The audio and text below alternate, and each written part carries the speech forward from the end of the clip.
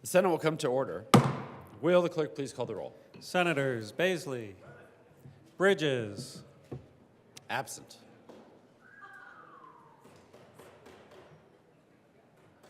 Buckner, Coleman, Cutter, Danielson,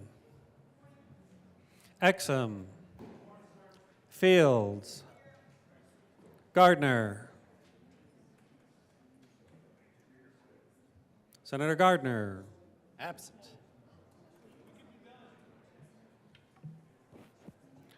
Janal, Senator Janal, Excused.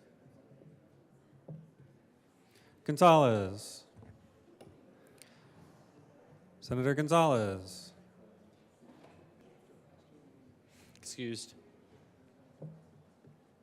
Hansen, Senator Hansen, Excused. Henriksen, Huckes Lewis, Kirkmeyer, Senator Kirkmeyer, Absent. Kolker, Kolker, Liston, Lundin, Marchman, Michelson Janae, Mullica, Senator Mullica, there we are. Pelton B, Senator Pelton B, Pelton R,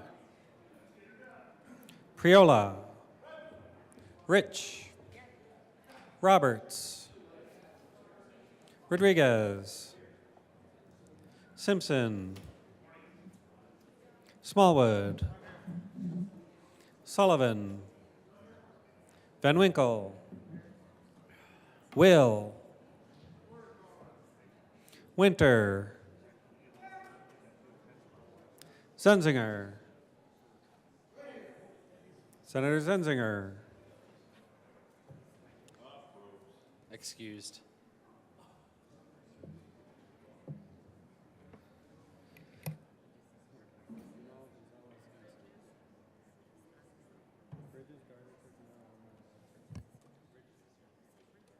Senator Bridges,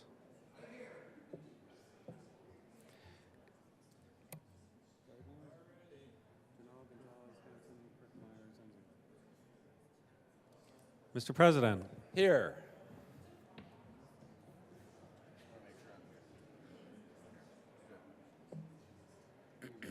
The morning roll call is, please mark Senator Gonzalez is here.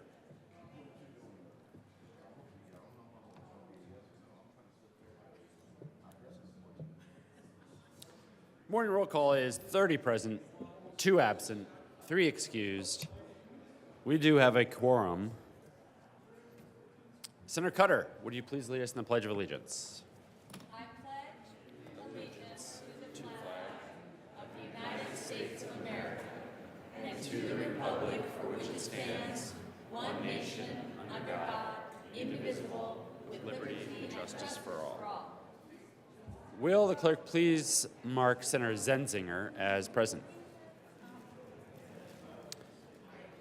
Will the clerk please mark Senator Janal as present? Senator Rich, approval of the journal. Thank you, Mr. President. I move that the Senate Journal of April the 2nd, 2024 be approved as corrected by the Secretary. You have heard the motion. All those in favor say aye. Opposed, no. You can't vote twice, Senator Coleman. The ayes have it, and the motion is adopted. Senate Services. April 3rd, 2024, correctly printed Senate Bills 194 and 195, Senate Memorial 2. Correctly engrossed Senate Bill 131. Correctly re-engrossed Senate Bills 169, 170, and 180. Correctly revised House Bills 1037, 1071, and 1150. Correctly re-revised House Bills 1003, 1011, 1087, and 1309. Correctly enrolled Senate Bill 35. Committee reports. April 2nd, 2024, Committee on Finance. After consideration on the merits, the committee recommends the following. Senate Bill 184 be amended as follows, and is so amended be referred to the Committee on Appropriations with favorable recommendation. Senate Bill 139 be amended as follows, and is so amended be referred to the Committee on Appropriations with favorable recommendation. And Senate Bill 173 be amended as follows, and is so amended be referred to the Committee on Appropriations with favorable recommendation. Will the clerk please add Senator Hansen to the roll?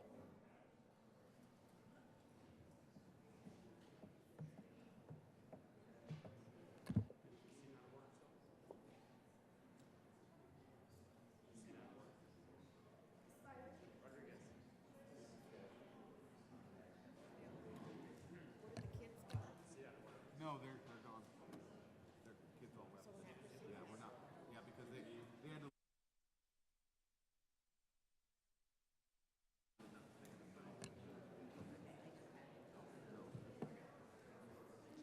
Will the clerk please mark Senators Kirkmeyer and Gardner as excused?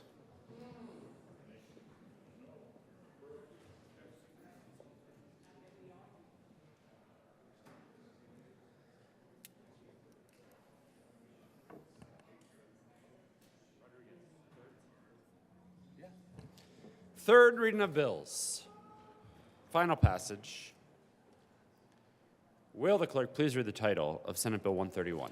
Senate Bill 131 by Senators Huckes Lewis and Kolker and Representatives Brown and Lindsay concerning prohibiting carrying a firearm in sensitive spaces recognized by the United States Supreme Court as places at which longstanding laws prohibited carrying firearms. Senator Kolker.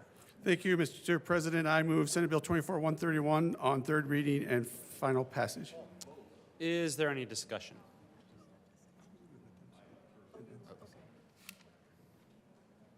Senator Van Winkle. Thank you, Mr. President. Members, now that we find ourselves here on third reading and final passage, I ask and reaffirm my request yesterday to ask for a no vote on Senate Bill 131 based on kind of two big buckets of arguments. The first being the legal argument, and that being, first of all, I don't believe the subject matter, or at least portions of the subject matter of the bill now fit under the title thereof. And the reason for that is because the bill itself has now been limited to schools, and the debate has always been about schools being a gun-free zone. What I've always been historically talking about there has been K through 12 institutions in the state of Colorado, not declaring huge swaths of Colorado, such as Fort Collins, Boulder, many other places, a blanket statement across all public and private universities, seminaries, etc., as gun-free zones. In my opinion, it goes beyond the scope of the title of the bill, which specifically aims to limit the bill to what is allowed or what has been specifically outlined in the Bruin and previously the Heller decisions. And so I believe that portions of the bill don't fit under the title. Also, in the legal argument, there's of course the United States Supreme Court, which has weighed in on this very subject matter here. And I will go directly to the U.S. Supreme Court's words. And this is from the Bruin decision. Respondents, they attempted to characterize New York they attempted to declare New York, essentially the city, as to being completely under a sensitive space law.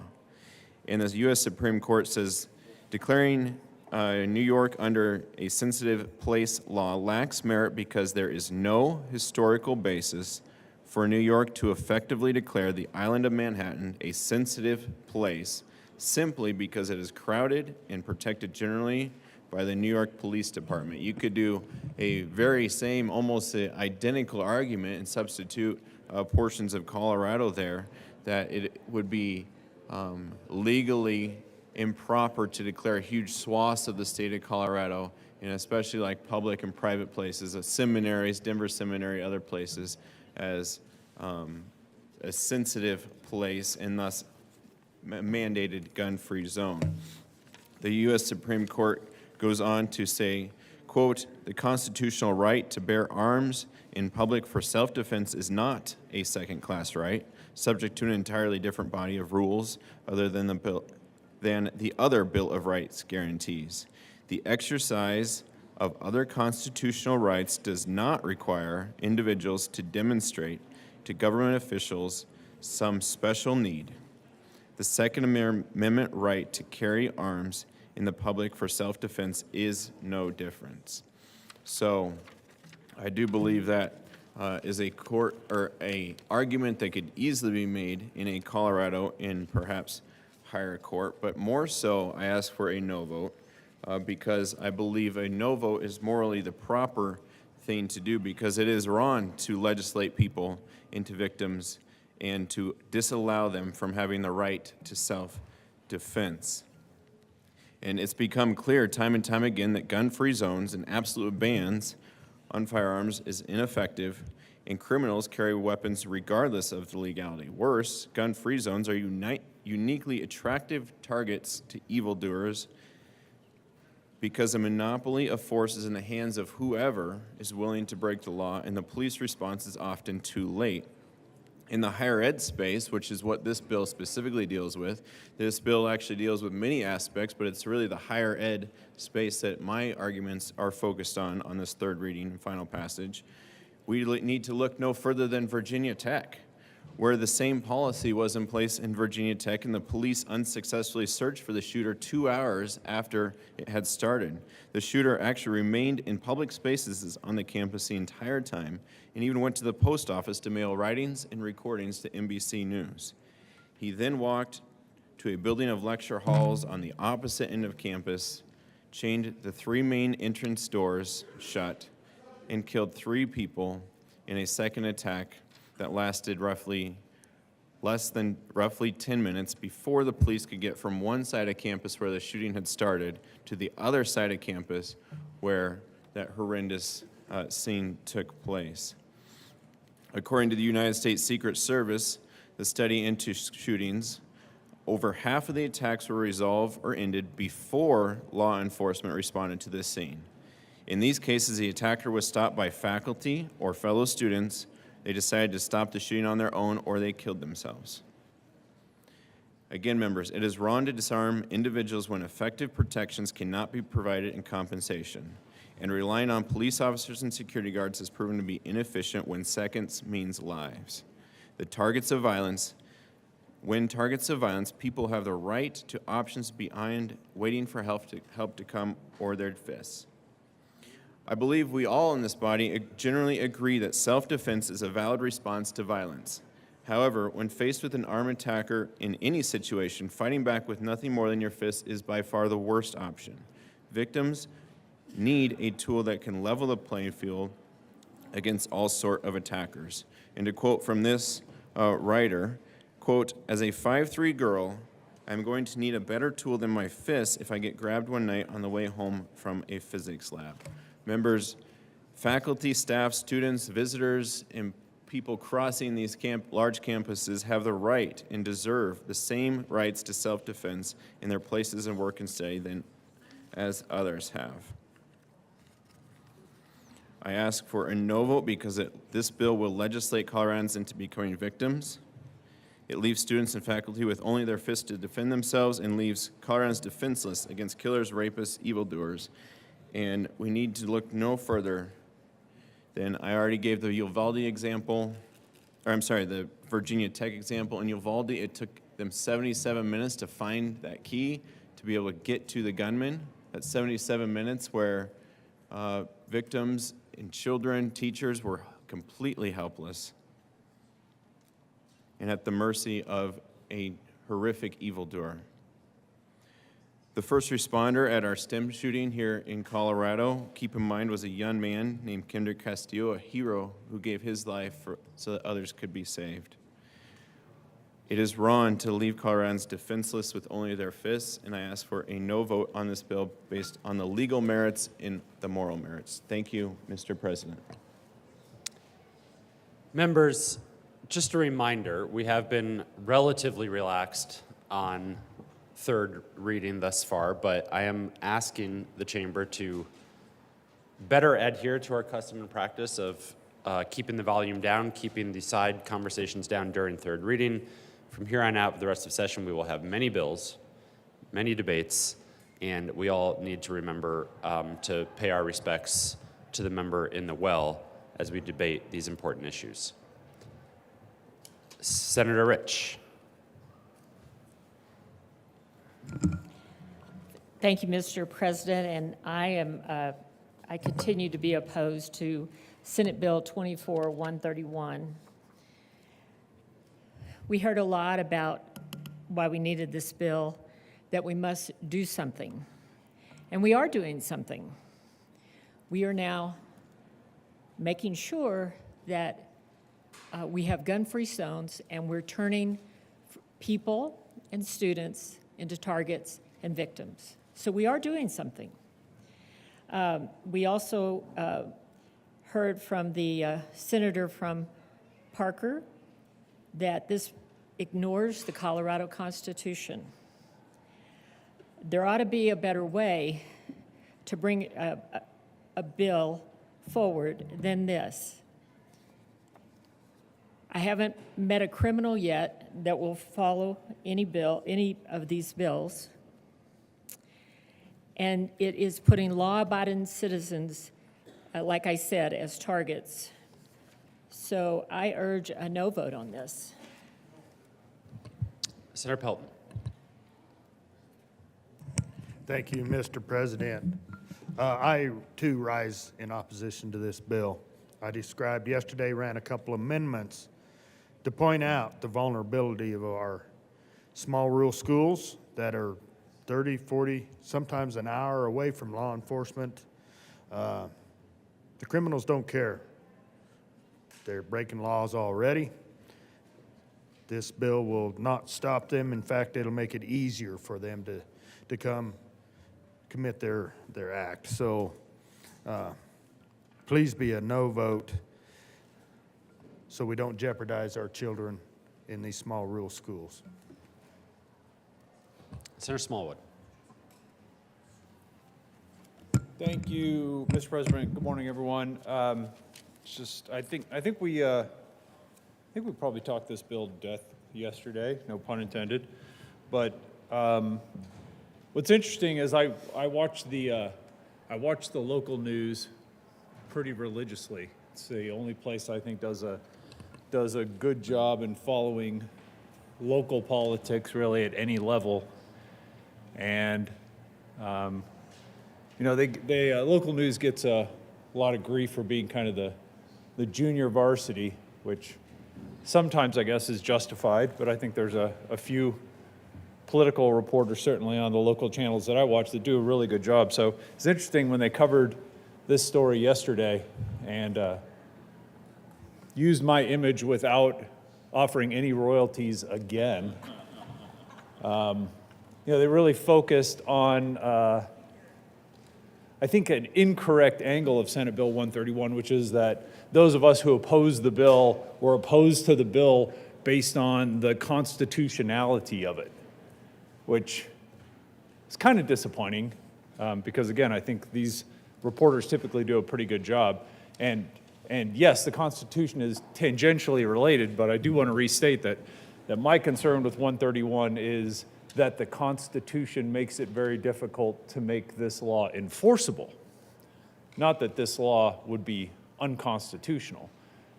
Lord knows, we certainly don't want to second guess the Supreme Court, certainly not the Colorado Supreme Court as it relates to their decision conflicting with the United States Supreme Court.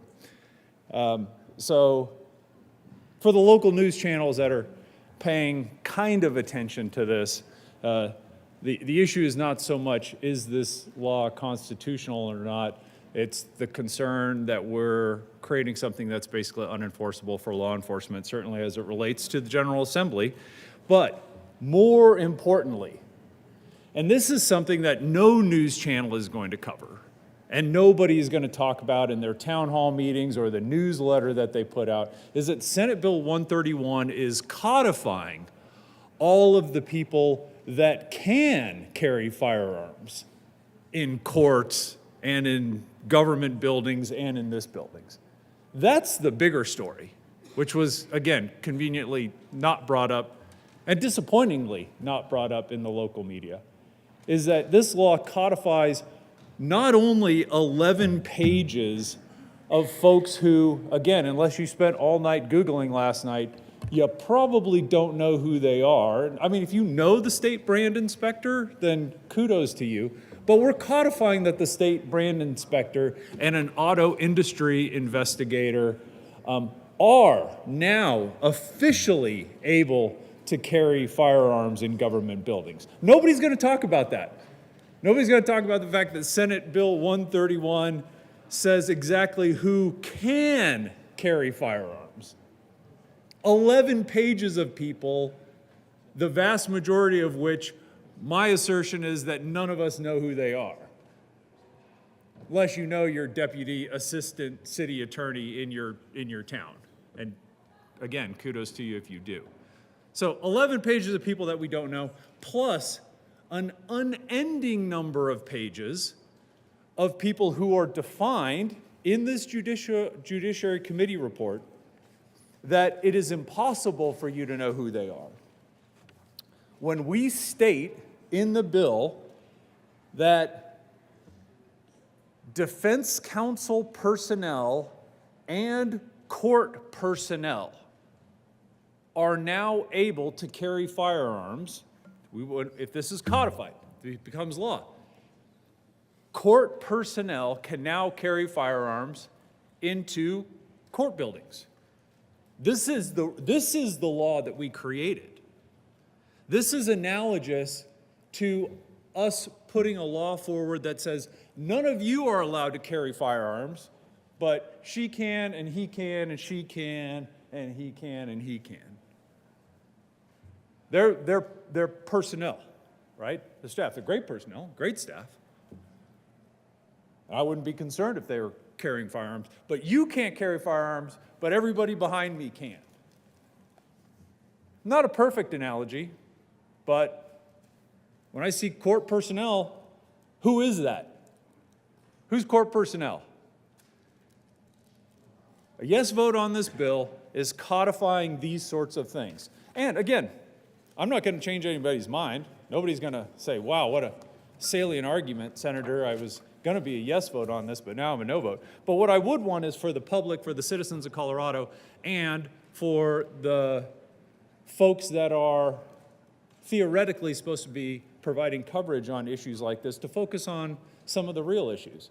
The Colorado Constitution makes this bill extremely difficult to enforce, makes it extremely difficult for law enforcement in this building to do their job. That's something that I think should have and could have been addressed in this bill, but the proponents chose not to address it, number one. Secondly, we are now codifying tons of people who can now carry firearms knowingly, concealed or openly in government buildings in the state of Colorado. And again, my assertion is very few of us, if any, know a fraction of the people who we've just put into law as getting the stamp of approval, the seal of approval of the legislators here in this body. So with that, I would ask for a no vote on Senate Bill 131. Thank you, Mr. President. Senator Gardner, I'm so sorry, but you're not on the roll. Please add I mistakenly didn't add you when I saw you come in. I'm sorry. Please add Senator Gardner to the roll.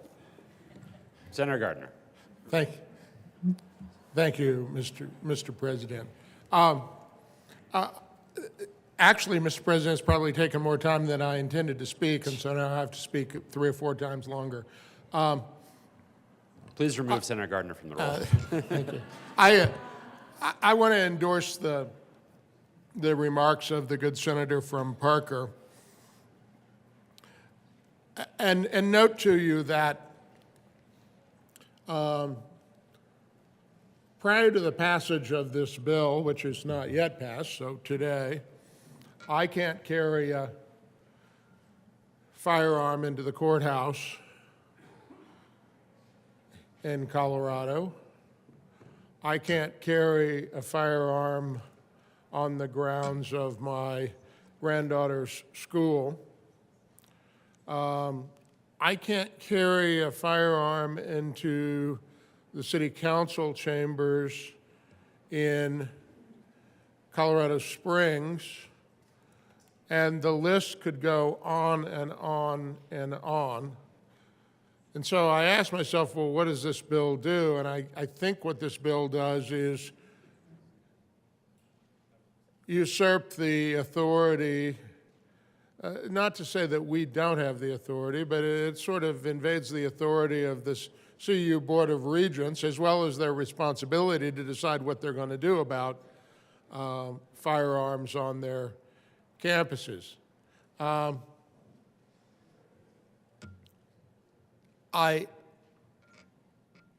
really struggle when we go out and make a law that in many, many ways is somewhat redundant. Now, the senator from Parker says, well, it now permits a bunch of people from carrying, to carry firearms on those locations that they don't. I think you have to read this very carefully about having more restrictive policies, but I think you've created a lot of work for lawyers and a lot of confusion for senators with 131, and that has been my primary objection about 131. It tries to do at a statewide level now what we have already done in our communities with community input.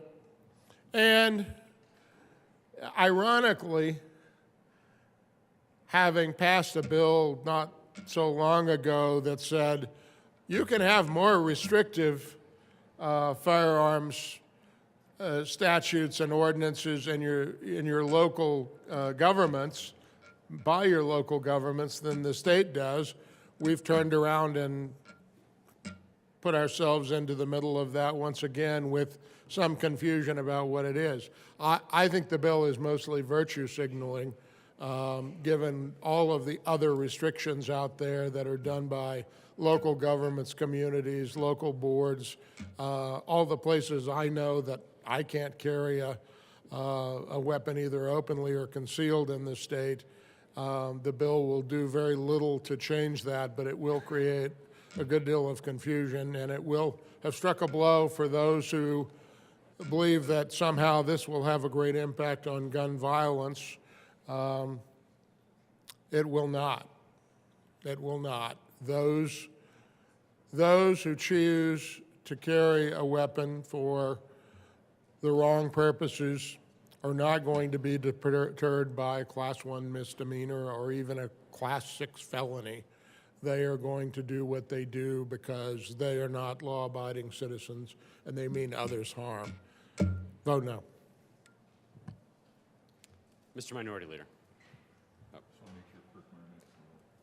I was just waiting to see if she wanted to comment, since she's not all at. Please add Senator Kirkmeyer to the roll. See no further discussion, the motion before the body. Oh, Senator Hawkins Lewis, apologies. Thank you, Mr. President. This legislation is about the lives that we've lost and the lives we can save. It's about Sam Knopp, Seeley Rain Montgomery, who we lost just weeks ago at UCCS in Colorado Springs. It's about Professor Yan, who was murdered in the chemistry lab where I used to study at the University of North Carolina, Chapel Hill. This bill is about protecting our colleagues from threats and intimidation in this building. We have seen frequent tragic incidents of gun violence in places that deserve to be safe from the threat of violence. If there is no gun present, there is no gun violence. The Bruin-Heller Supreme Court decisions list sensitive spaces where firearms should not be allowed, but the court made it clear this is not an exhaustive list. The purpose of the law is not to enforce and punish, but to change norms and save lives. More guns are not and have never been the answer. We're not asking that you rid of guns, we're asking that we regulate them. A child's right to age into adulthood will always be more important than the right to conceal carry in places where vulnerable populations exist. So I urge you to please vote aye to protect the children of our future. Senator Colker. Thank you, Mr. President. Just want to clarify some things and state, my main reason here. As a state senator, educator, and father, my every decision is guided by a personal commitment to nurturing a safer, wiser, and more compassionate future for our children and our community. The recent amendments to 131 have narrowed our focus, which aligns with my main goal of this bill, to keep firearms out of higher education in areas where constitutional rights are exercised. You see, Bruin gave us a roadmap, and that roadmap came after our bill for local governments in 2021. And so we're following up on that roadmap from the Supreme Court. With this bill, we will be joining such states as Florida, Louisiana, Mississippi, Missouri, Nebraska, Oklahoma, Texas, Georgia, Kansas, Montana, Kentucky, Idaho, South Carolina, and Tennessee in identifying places to restrict open and concealed carry. Witnessing firsthand the power of a safe learning environment, I've seen how it fosters curiosity and growth in students. As a parent, the safety of our children is non-negotiable. It's a matter of ensuring that every child can pursue their dreams without fear. Reflecting on my time as a history teacher, I've taught lessons on significant events that have defined our society, often marked by violence. This bill represents our collective effort to forge a new narrative in our history. By supporting Senate Bill 24-131, we honor our duty to our children, our constituents, and to the future of Colorado. And I urge you to stand for the safety and security that every Coloradoan deserves. Thank you. Seeing no further discussion, the motion before the body is the adoption of Senate Bill 131.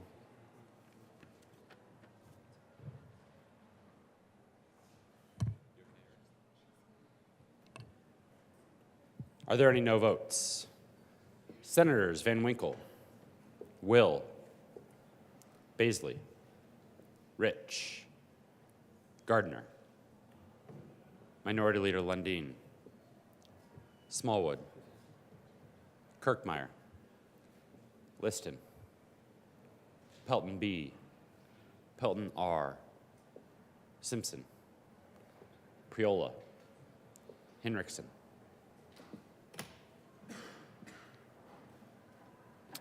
With a vote of 21 ayes, 14 noes, 0 absent, 0 excused, Senate Bill 131 is passed. Co-sponsors. Senators Gonzalez. Will the clerk please read the title to House Bill 1037? House Bill 1037 by Representatives Epps and DeGree Kennedy and Senator Priola concerning reducing the harm caused by substance use disorders. Senator Priola. Thank you, Mr. President. Members, I move House Bill 1037 on third reading and final passage. Is there any discussion? Seeing none, the motion before the body is the adoption of House Bill 1037. Are there any no votes?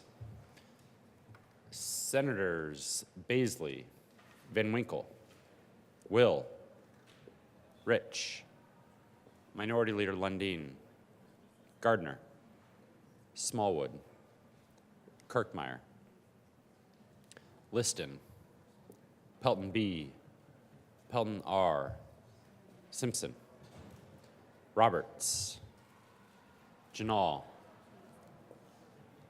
Zenzinger.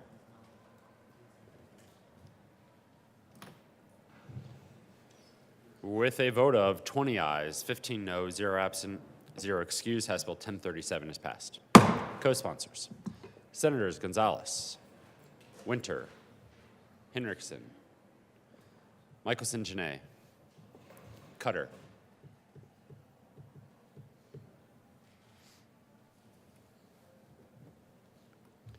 will the clerk please read the title to House Bill 1071?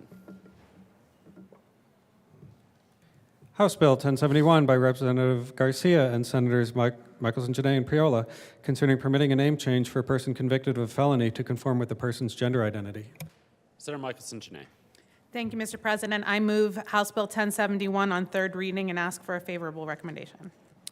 Is there any discussion? Senator Van Winkle. Thank you, Mr. President. In House Bill 1071, better known as Tiara's Law, named after Tiara Latrice Kelly, who testified in our Judiciary Committee, is named after, Tiara's Law, she is a transgender individual who had misdemeanor charges and felony charges from previous crimes in Florida. Now, advocates such as Tiara believe that changing your name to match the perceived gender identity outweighs the public benefit of being able to identify individuals who have been convicted of felonies, which has been the longstanding tradition in Colorado and many states' laws. However, these arguments ignore real-world safety, legal, and fairness concerns. Social Security numbers are not available for members of the public or employers readily to access, and arguments that felonies can be easily found is just untrue.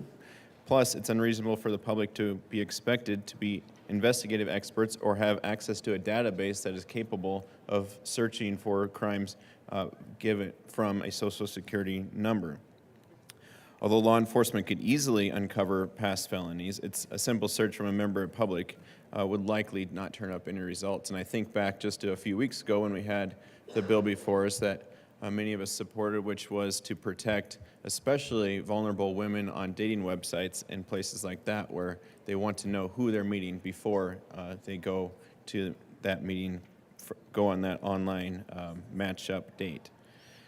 Now, finally, this bill also creates a special class of felon and is flat out unfair to all other felons because it's wholly inconsistent in its application. There's no criteria beyond claiming that a new name will match the gender identity. So, in other words, if you're a felon and you just got married, you still have to go through the exact old process that it's been for forever. But if you claim a new gender identity, then it's essentially an automatic, and the judge has zero leeway to approve or not approve it. So I ask for a no vote on this bill as well. Thank you, Mr. President. See no further discussion. The motion before the body is the adoption of House Bill 1071. Are there any no votes? Senators Van Winkle, Will, Baisley, Rich, Gardner, Minority Leader Lundin, Smallwood, Kirkmeyer, Liston, Pelton B, Pelton R, Simpson. With a vote of 23 ayes, 12 noes, 0 absent, 0 excused, House Bill 1071 is passed. Co-sponsors, Senators Gonzalez, Hinrichsen, Bridges, Jaquez Lewis, Cutter.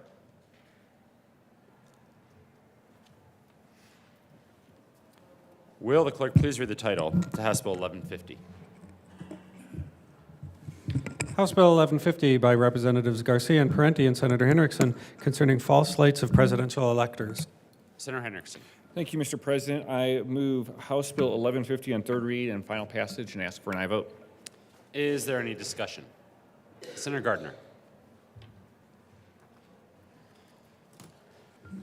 Thank you, Mr. President. Well, when I saw this bill, I was puzzled initially. Puzzled because, it turns out that false statements under oath are a crime in Colorado, no matter what purpose you do it for. So if you falsely state in an affidavit something about your own candidacy, you say you're 25 years old and you're not. I don't think there was any danger in this chamber of that being the case, but any of those things are already a crime. And then I realized, there's another penalty here, If the defendant, I want to make sure I've got the right version of the bill. If the defendant is convicted of perjury as described in Section 1D of this section, or subornation of perjury as described in 1E of this section, well, you look back up, for purposes of this session, a person who has not been elected as a presidential elector in a general election who induces another person who has not been elected as a presidential elector to knowingly and falsely swear. So if you encourage somebody to do that, you've suborned perjury. It's a common concept in the common law. Well, what? The court shall order that the defendant is ineligible to be a member of the General Assembly and incapable of holding any office of trust or profit in the state. That invites a lot of jokes, like, why would one want to be here on past day 90 anyway? How could you be incapable of holding one of these offices and there's no profit in them? But in all seriousness, really what this is about is, and I think it's a one-off. I think it's a one-off in any case. But it's about preventing people from seeking, and if properly elected, even though they meet all of the other requirements, not holding public office. We've had kind of enough of that in the United States over the past year, in my view, whatever my views may be about the politics or the merits of any particular candidate or person. We've had plenty enough of, I'm going to disqualify you because of some crime. Interestingly enough, we will disqualify you for that, but because we have restored people to be registered electors post-felony, if they've served their time, someone with a very serious violent crime might be eligible to hold office, and a person who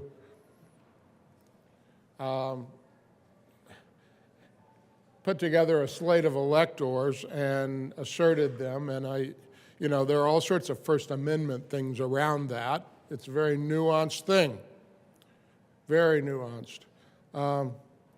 This is about political retribution more than anything else. I'll be a no vote because perjury is already a crime and everything else here is about political retribution. Seeing no further discussion, the motion before the body is the adoption of House Bill 1150. Are there any no votes? Senators Van Winkle, Will,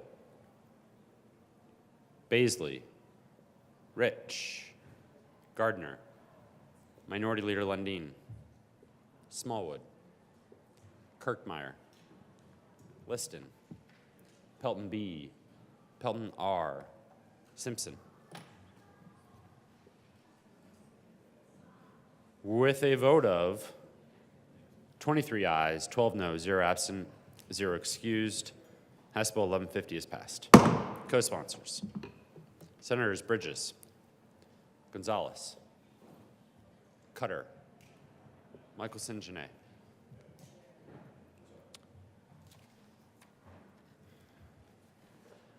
General order, second reading of bills. Consent calendar, Senator Coleman. Thank you, Mr. President. I move the Senate resolve himself committee of the whole for consideration of general order, second reading of bills, consent calendar. You have heard the motion. All those in favor say aye. Opposed, no. The ayes have it. The motion is adopted, and the Senate will resolve itself into the committee of the whole for the consideration of the general orders. Second reading of bills, consent calendar, and Senator Coleman will take the chair.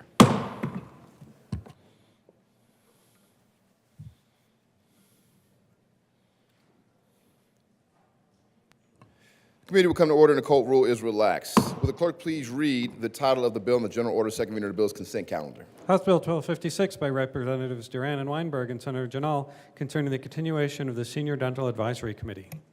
Majority Leader Rodriguez.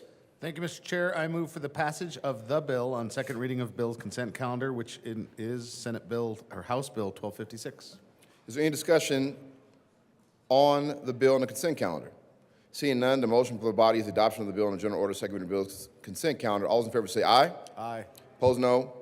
The ayes have it, and the bill is adopted. Majority Leader Rodriguez. Thank you, Mr. Chair. I move the committee rise and report. The motion is for the committee to rise and report. All those in favor say aye. Opposed, no. The ayes have it, and the motion is adopted. The committee will rise and report. There we go.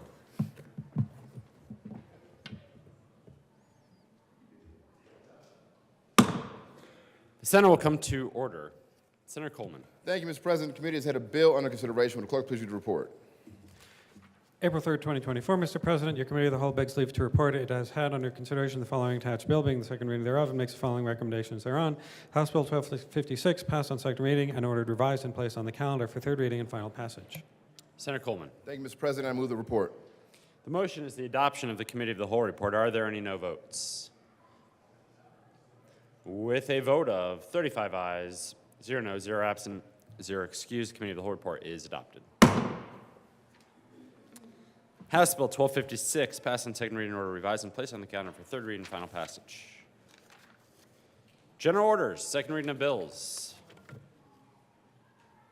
Senator Coleman. Thank you, Mr. President. I move the Senate resolve itself in committee of the whole for consideration of general order, second reading of the bills. You have heard the motion. All those in favor say aye. Aye. Opposed, no. The ayes have it. The motion is adopted. The Senate will resolve itself in the committee of the whole for the consideration of the general order, second reading of bills, and Senator Coleman will take the chair.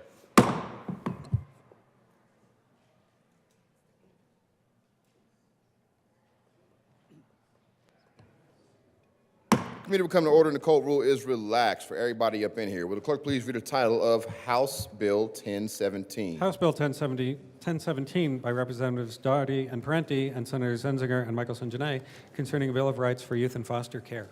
Senator Zenzinger. Thank you, Mr. Chair. I move House Bill 1017 on second reading and ask for your aye vote. Any discussion? Seeing none, the motion is the adoption of House Bill 1017. All those in favor say. Did you want to speak on the bill?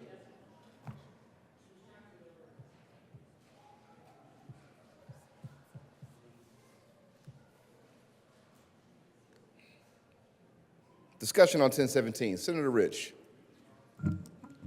Thank you, Mr. Chair. I did hear this bill in committee, and while I think it's well-meaning, I found it a little bit concerning because I start reading all of this, and I understand that the sponsors say, well, we're just trying to put everything in one place.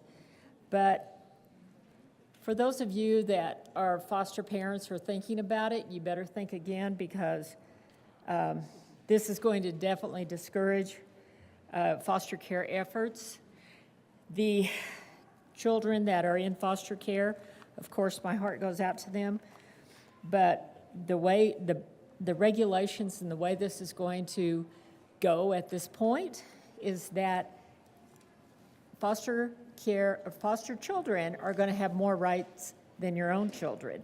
And I know you want them to feel like they're part of your family, but if they're part of your family and they're like your own children, they should follow the rules that you have for your own children. And this is not going to be that.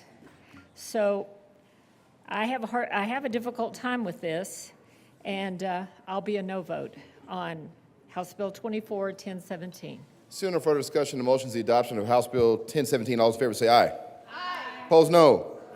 The ayes have it, and 1017 is adopted.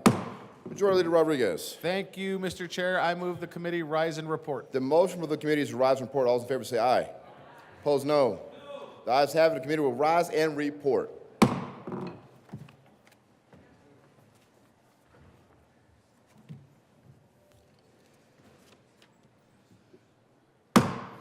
The Senate will come to order. Senator Coleman. Thank you, Mr. President. The committee has met and had a bill under consideration. Will the clerk please read the report? April 3rd, 2024. Mr. President, your committee of the whole begs leave to report it has had under consideration the following attached bill, being the second reading thereof, and makes the following recommendations thereon. House Bill 1017 passed on second reading and ordered revised and placed on the calendar for third reading and final passage. Senator Coleman. Thank you, Mr. President. I move the report. The motion is the adoption of the committee of the whole report. Are there any no votes? With a vote of 35 ayes, 0 noes, 0 absent, 0 excused. Committee of the whole report is adopted. House Bill 1017 passed on second reading in order to revise and place on the calendar for third reading and final passage.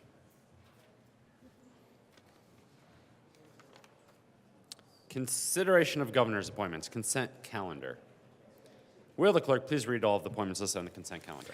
Members of the Solid and Hazardous Waste Commission for terms expiring August 1st, 2026, James Spencer of Dillon, Colorado, to serve as a representative of Regulated Community appointed. Mark Keys of Severance, Colorado, to serve as a representative of Regulated Community reappointed. Members of the Prescription Drug Affordability Review Board for terms expiring September 27th, 2026. Catherine Harsbarger of Holyoke, Colorado, reappointed. Amaryllis Amy Gutierrez, Farm D of Aurora, Colorado, reappointed. Mr. Majority Leader.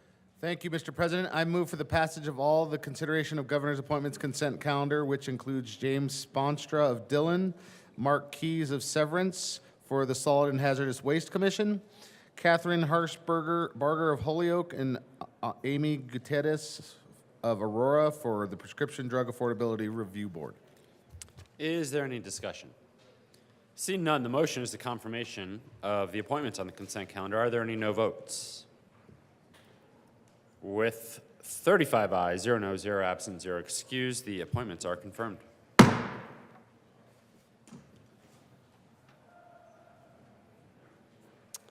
The following change in bill sponsorship will occur. Senator Roberts will be removed as a joint prime sponsor with Senator Smallwood on House Bill 1254.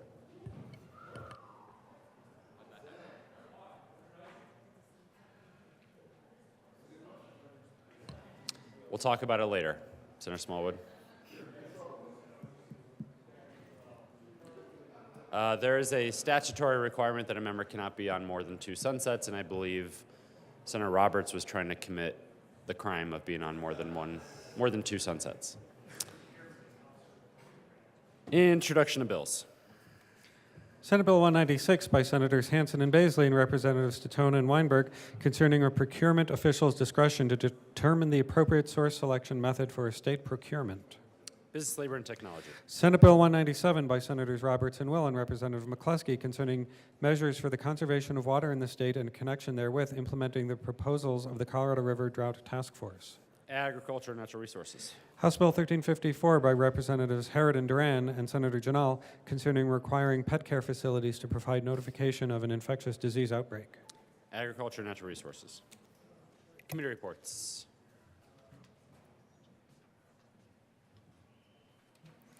April 3rd, 2024, Committee on Appropriations. After consideration on the merits, the committee recommends the following. Senate Bill 188 be amended as follows, and is so amended, be referred to the Committee of the Whole with favorable recommendation. House Bill 1385 be referred to the Committee of the Whole with favorable recommendation, with a recommendation that it be placed on the consent calendar. House Bill 1386 be referred to the Committee of the Whole with favorable recommendation and with a recommendation to be placed on the consent calendar. House Bill 1387 be referred to the Committee of the Whole with favorable recommendation and with a recommendation to be placed on the consent calendar.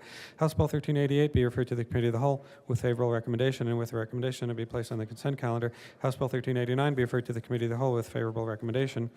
House Bill 1390 be referred to the Committee of the Whole with favorable recommendation with a recommendation to be placed on the consent calendar. House Bill 1391 be referred to the Committee of the Whole with favorable recommendation and with a recommendation to be placed on the consent calendar. House Bill 1392 be referred to the Committee of the Whole with favorable recommendation and with a recommendation to be placed on the consent calendar. House Bill 1393 be referred to the Committee of the Whole with favorable recommendation and with a recommendation to be placed on the consent calendar. House Bill 1394 be referred to the Committee of the Whole with a favorable recommendation and with recommendation that it be placed on the consent calendar. House Bill 1395 be referred to the Committee of the Whole with favorable recommendation and with a recommendation to be placed on the consent calendar. House Bill 1396 be referred to the Committee of the Whole with favorable recommendation and with a recommendation that it be placed on the consent calendar. House Bill 1397 be referred to the Committee of the Whole with a favorable recommendation and with a recommendation to be placed on the consent calendar. House Bill 1398 be referred to the Committee of the Whole with favorable recommendation and with a recommendation that it be placed on the consent calendar. House Bill 1399 be referred to the Committee of the Whole with favorable recommendation and with a recommendation to be placed on the consent calendar.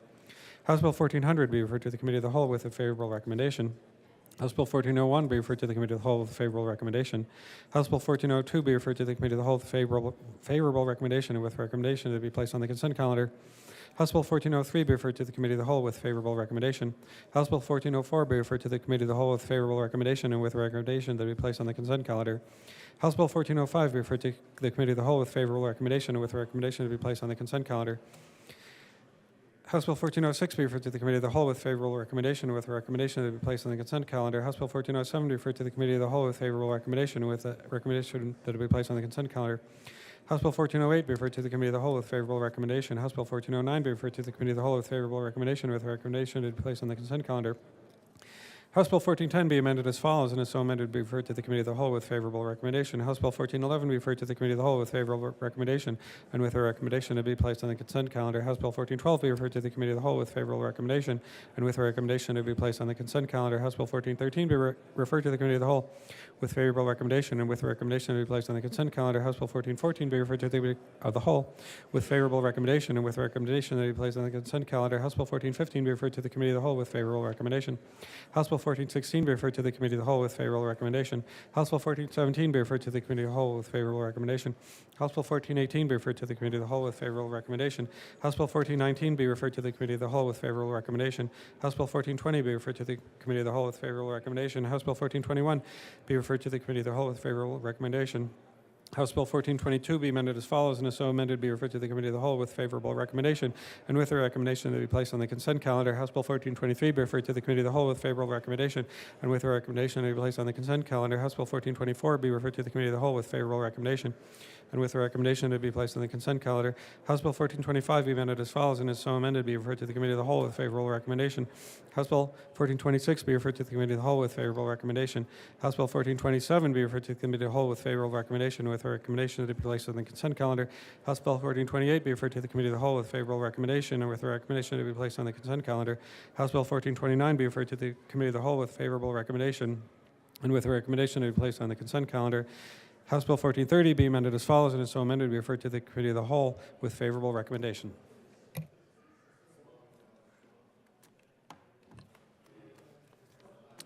Announcements.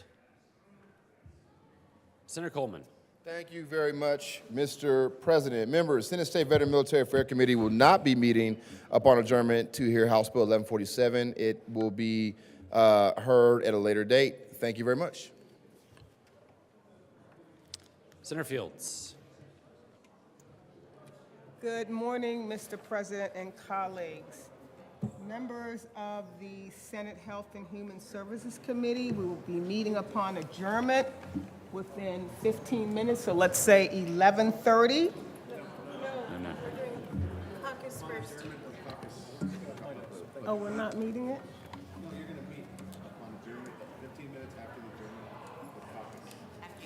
What he said, whatever you said. Members, I believe, just so folks, if you're testifying in committee and stuff, so you know, all of the upon adjournment committees will actually be meeting upon adjournment of the caucus meetings that will be occurring upon adjournment of the work that we're doing right now. So approximately 15 minutes after both caucus meetings are done is when upon adjournment committees will begin.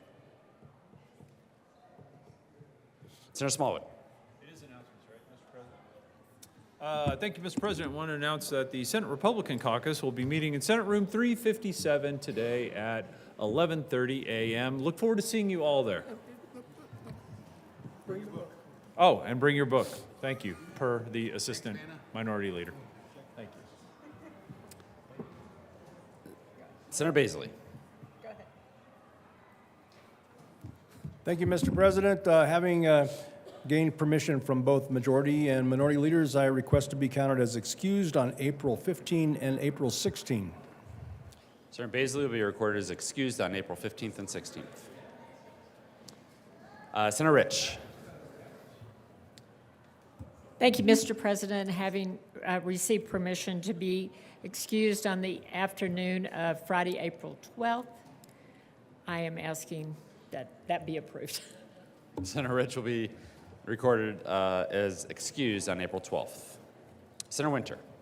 Thank you, Mr. President. Tomorrow is Denim Day. As a reminder, you get to wear jeans or denim in any form that you find acceptable by making a donation. The House has set a goal for $1,500. We have to at least be competitive. And so I encourage everyone to bring some money tomorrow. enjoy the comfort of your jeans. And this is really a reminder for everyone involved that regardless of what you wear, you are never, ever inviting sexual assault or rape. And that's what we're remembering tomorrow. I look forward to seeing everyone in their denim tomorrow.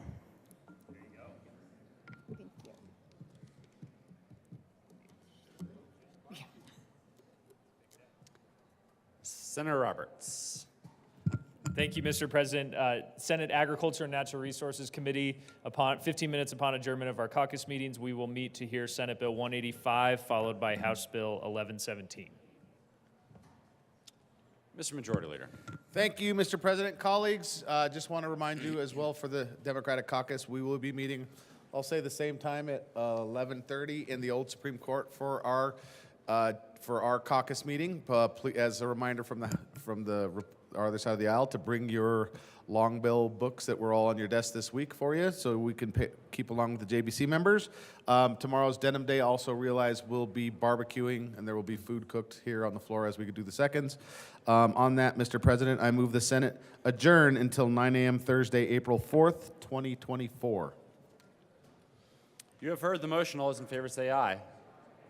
Opposed, no. The ayes have it, and the Senate will adjourn until 9 a.m. on Thursday, April 4th.